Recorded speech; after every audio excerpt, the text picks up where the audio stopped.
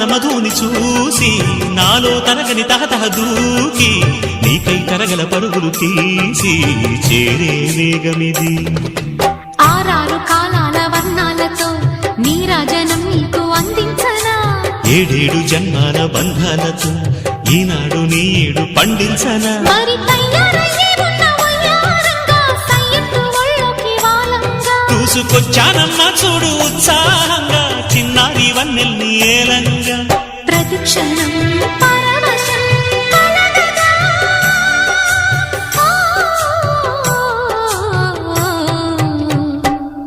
మనస పలక